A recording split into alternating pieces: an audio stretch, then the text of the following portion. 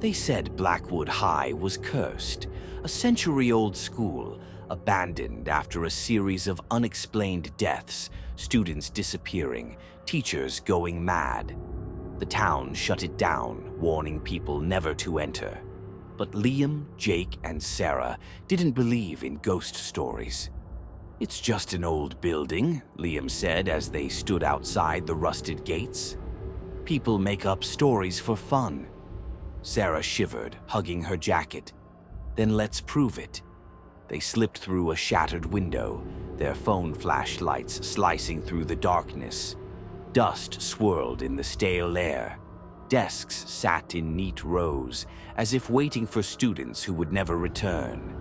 A few old books lay open, their pages yellowed and brittle. At first, everything was normal. Just an abandoned school. No ghosts, no monsters. Then 3 a.m. hit.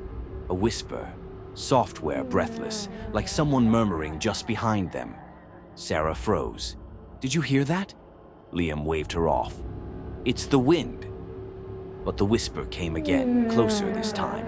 Jake's flashlight flickered. "Guys, I don't like this."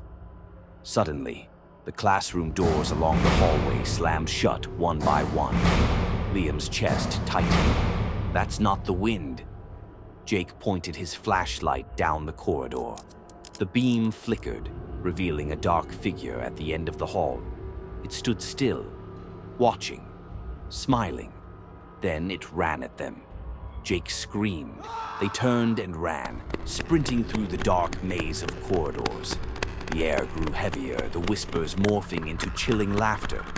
Their footsteps echoed. Except there was a fourth set. Sarah turned for just a second.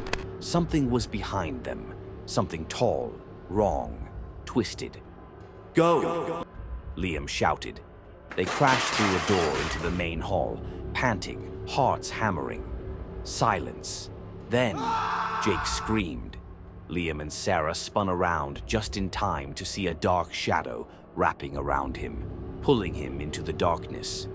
Jake thrashed, his eyes wide with terror. "Help me!" he shrieked. But before they could move, he was gone. A single desk sat in the center of the hall. Jake's phone rested on top, its flashlight still on. The screen glowed with a message. "You shouldn't be here." The temperature dropped. Their breath turned visible. A whisper tickled Sarah's ear. "You're next." They didn't stop running until they were outside the gates. Jake was never found. But at night, if you pass by Blackwood High, you might hear his screams echoing from the halls.